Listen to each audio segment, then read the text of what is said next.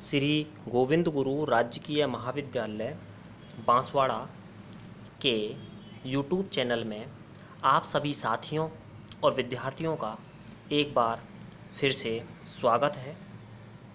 आज हम गोविंद गुरु जनजातीय विश्वविद्यालय बांसवाड़ा के पाठ्यक्रम अनुसार बीए द्वितीय वर्ष के प्रथम पेपर के पहली यूनिट के अंतर्गत पाठ्यक्रम में शामिल सामाजिक अनुसंधान के चरण नामक टॉपिक पर प्रकरण पर थोड़ी चर्चा करेंगे और यह जानने का प्रयास करेंगे कि सामाजिक अनुसंधान के चरण कौन कौन से हैं। सामाजिक शोध या सामाजिक अनुसंधान की प्रकृति वैज्ञानिक है, क्योंकि इसमें हम वैज्ञानिक पद्धतियों का उपयोग करते हैं और सामाजिक अनुसंधान का जो मुख्य लक्ष्य है वह वैज्ञानिक निष्कर्षों की प्राप्ति, सामान्यीकरण और नियमों का प्रतिपादन करना होता है।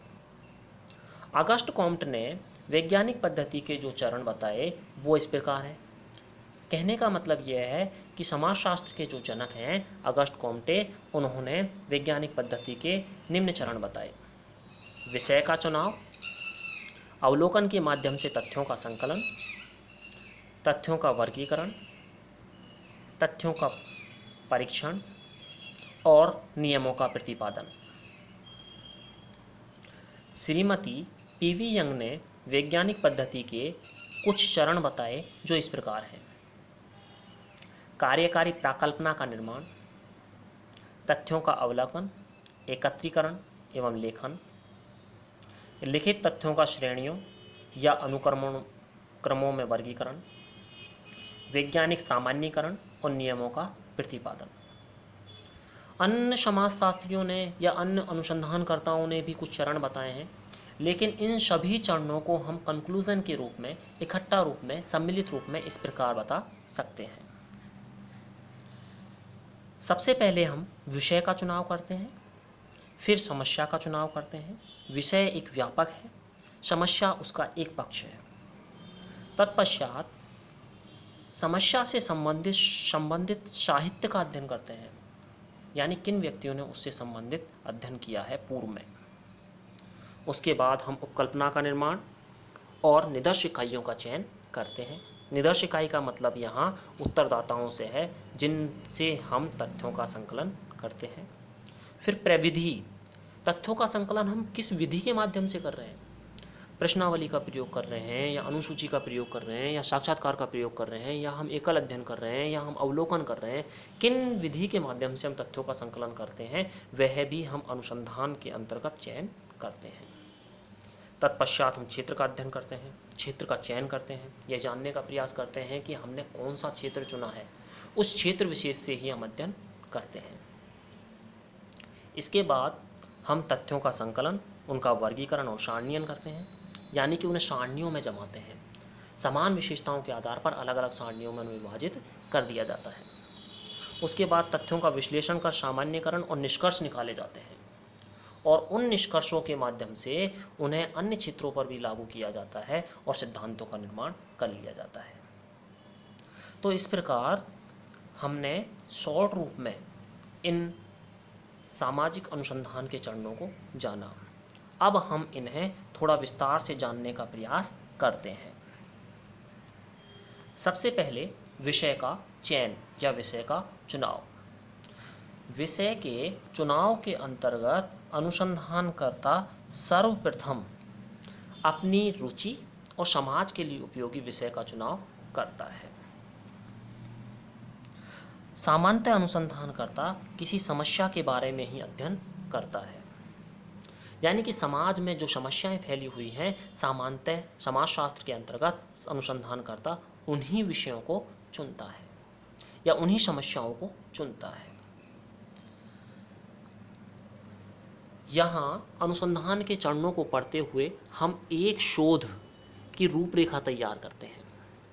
तो हम यहाँ विषय जो चुनते हैं, माना कि हमने सब विषय यह चुना जो अनुसंधानकर्ता की रुचि और समाज के लिए उपयोगी है वह यह है कि समाज पर मीडिया का प्रभाव या मीडिया का समाज पर क्या प्रभाव पड़ता है, वह हमने विषय चुन लिया।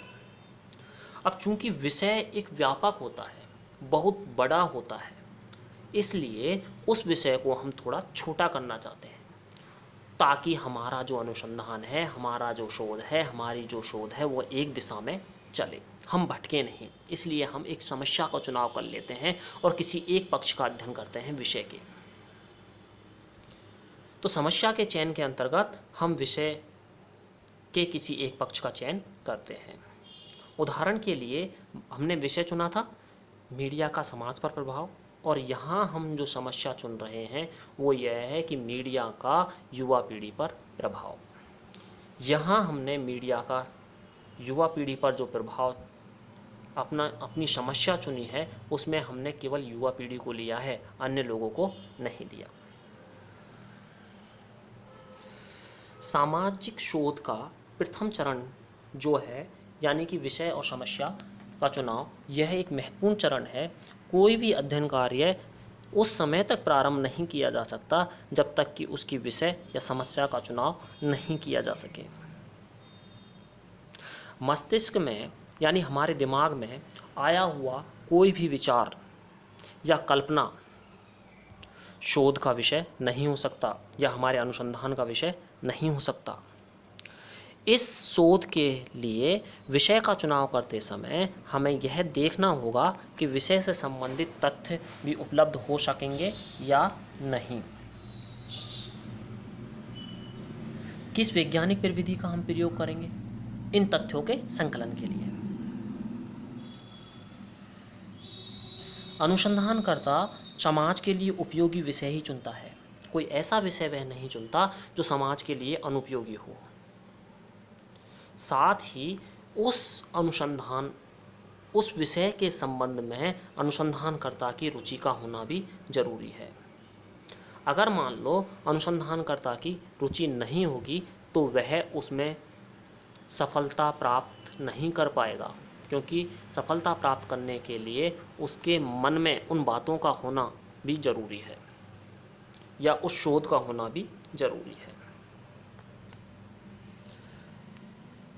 विषय और समस्या के चुनाव के पश्चात अब हम आते हैं तीसरे चरण पर, जिसका नाम है संबंधित साहित्य का अध्ययन। विषय और समस्या का चुनाव कर लेने के पश्चात संबंधित साहित्य का अध्ययन एक महत्वपूर्ण चरण के रूप में सम्मिलित होता है। यदि हमने अध्ययन विषय से संबंधित साहित्य का पूर्व अवलोकन कर लिया तो हमारा जो शोध है वो एक निश्चित दिशा में जाएगा।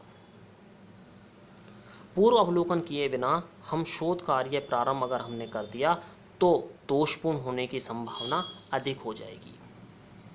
संबंधित साहित्य के अध्ययन के अंतर्गत हम उन रोगों के अध्ययन और निष्कर्षों को जानने का प्रयास करते हैं जो हमारी समस्या और विषय से संबंधित पहले ही अध्ययन कर चुके हैं। उन्हें किन किन समस्याओं का सामना करना पड़ा, उन्होंने क्या निष्कर्ष निकाले, तो उन्होंने जिन समस्याओं का सामना किया है उन समस्याओं से हम बचने का प्रयास करते हैं और जो उन्होंने निष्कर्ष निकाले उनसे आगे चलने का हम प्रयास करते हैं ताकि हमारे जो शोध है उसकी कुछ उपयोगिता समाज के लिए सिद्ध हो सके। संबंधित साहित्य का अध्ययन कर लेने के पश्चात हम आते हैं उपकल्पना का निर्माण। इस चरण में अनुसंधानकर्ता चयनित समस्या का संभावित उत्तर या काल्पनिक उत्तर का निर्माण करता है और इस उत्तर की जांच अनुसंधानकर्ता अपने अनुसंधान के अंत में करता है, जो या तो सत्य सिद्ध होती है या असत्य सिद्ध होती है। शोधकर्ता अपनी अध्ययन समस्या के प्राथमिक ज्ञान के आधार पर एक ऐसा सामान्य निष्कर्ष निकालता है जो उसके लिए शोध का आधार बनता है, वही उपकल्पना है। उपकल्पना एक ऐसा सामान्य निष्कर्ष है जिसे सही नहीं माना जा सकता। वास्तविक तथ्यों के आधार पर उसका पुष्टिकरण करना बहुत जरूरी होता है। अर्थात यह पता लगाया जाता है कि वह सत्य है या असत्य। उपकल्पना शोधकर्ता के कार्य को एक दिशा प्रदान करती है, शोध के क्षेत्र को स्पष्ट करती है। यानी कि यह शोध के कार्य को एक दिशा प्रदान करने के साथ साथ शोधकर्ता का जो क्षेत्र है उसे भी एक स्पष्ट क्षेत्र प्रदान करती है। इससे शोधकर्ता का कार्य क्षेत्र निर्धारित हो जाता है, आगे का मार्ग और दिशा स्पष्ट होते हैं। तथ्यों के आधार पर उपकल्पना सत्य भी प्रमाणित हो सकती है और असत्य भी। यह शोधकर्ता के कार्य को सरल बनाने के साथ साथ उसके दिशाहीन अध्ययन पर भी अंकुश लगाती है। यहाँ यानी कि जो हम थोड़ा लेकर चल रहे हैं किसी एक शोध को, और शोध के लिए हमने जिस विषय का चुनाव किया था वह था मीडिया का समाज पर प्रभाव, और हमने जिस समस्या का निर्धारण किया, समस्या का चयन किया, वो थी हमारी मीडिया का युवा पीढ़ी पर प्रभाव। तो यहाँ उपकल्पना का निर्माण यानी हमने हमारी समस्या के संभावित उत्तर यह चुना कि मीडिया का युवा पीढ़ी पर नकारात्मक प्रभाव पड़ता है। कुछ उत्तरदाता ऐसे भी हो सकते हैं जो ये कहेंगे कि मीडिया का युवा पीढ़ी पर सकारात्मक प्रभाव पड़ता है। कुछ उत्तरदाता ऐसे भी होंगे जो ये कहेंगे कि मीडिया का युवा पीढ़ी पर नकारात्मक और सकारात्मक दोनों ही प्रभाव पड़ते हैं। लेकिन उपकल्पना के निर्माण में उत्तरदाता बिल्कुल स्वतंत्र होता है। उसने अपने पूर्व के अध्ययन, अपने अनुभवों, अपनी संस्कृति, इनके माध्यम से जो उपकल्पना का निर्माण किया है वो यह किया है कि मीडिया का युवा पीढ़ी पर नकारात्मक प्रभाव पड़ता है। इसके बाद हम आते हैं उत्तरदाताओं के चयन पर या निदर्श इकाइयों के चयन पर। निदर्श इकाइयों से यहाँ हमारा तात्पर्य उन उत्तरदाताओं से है जिन पर अनुसंधानकर्ता अनुसंधान करता है। निदर्श इकाइयों का चयन करते समय समस्या की प्रकृति तथा निदर्श इकाइयों की उपलब्धता को विशेष ध्यान में रखा जाता है। कहने का तात्पर्य यह है कि हमारी जो समस्या है वो मीडिया का युवा पीढ़ी पर प्रभाव है, तो यहाँ हमें समस्या की प्रकृति को ध्यान में रखकर ही अपनी निदर्श इकाइयों का चयन करना है, यानी हमें युवा पीढ़ी का ही चयन करना है। साथ ही इकाइयों की उपलब्धता का भी विशेष ध्यान रखना है। हमें किसी ऐसे क्षेत्र में जाकर अध्ययन नहीं करना है जहाँ पर के युवा ज़्यादातर अपने रोजगार के लिए बाहर रहते हों और उस क्षेत्र विशेष में बुजुर्ग या बच्चे ही रहते हों। तो हमें निदर्श इकाइयों का चयन करते समय समस्या की प्रकृति और निदर्श इकाइयों की उपलब्धता का भी विशेष ध्यान रखना है, क्योंकि क्षेत्र बहुत बड़ा होता है। इसलिए निदर्श इकाइयों के माध्यम से हम किसी क्षेत्र को निश्चित कर लेते हैं कि हमें इसी क्षेत्र के अंतर्गत आने वाले युवाओं का या निदर्श इकाइयों का अध्ययन करना है। इसके बाद हम आते हैं निदर्श इकाइयों के चयन के बाद प्रविधि का चयन।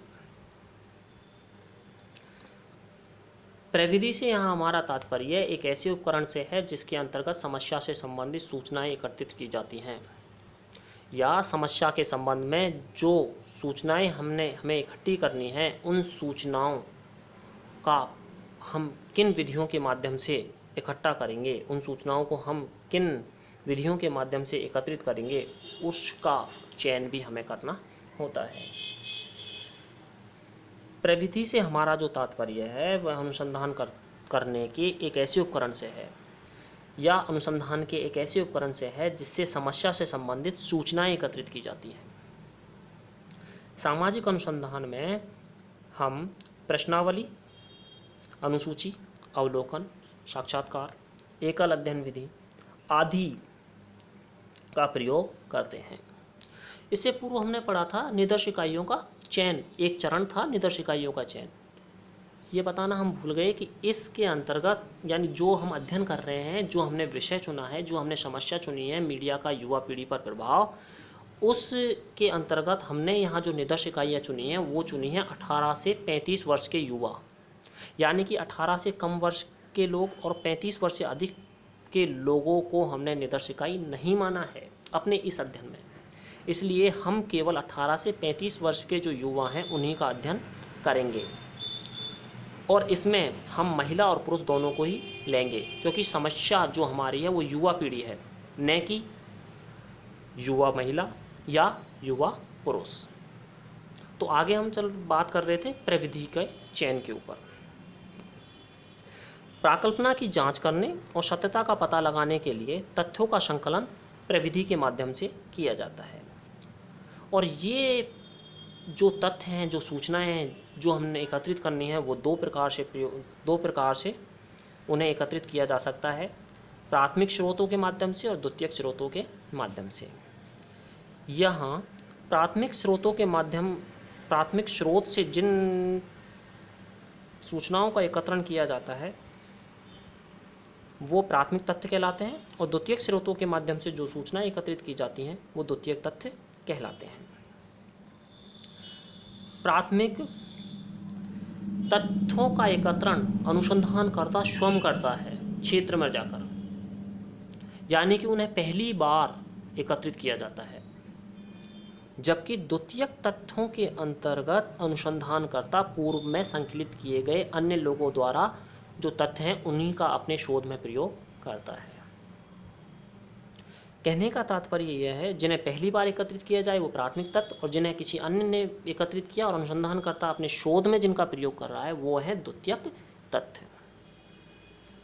तो आज हमने सामाजिक अनुसंधान के जो चरण हैं उनके अंतर्गत प्रमुख रूप से 6 चरणों का अध्ययन किया। विषय का चुनाव, समस्या का चुनाव, संबंधित साहित्य का अध्ययन, उपकल्पना का निर्माण, निदर्श इकाई का चयन और प्रविधि का चयन। आने वाली क्लास में यानी आगे की क्लास में जिसका हम अध्ययन करेंगे वो होंगे क्षेत्र का चयन, तथ्यों का संकलन, तथ्यों का वर्गीकरण, तथ्यों का सारणीयन, तथ्यों का विश्लेषण, सामान्यीकरण, निष्कर्ष और सिद्धांतों का निर्माण। धन्यवाद।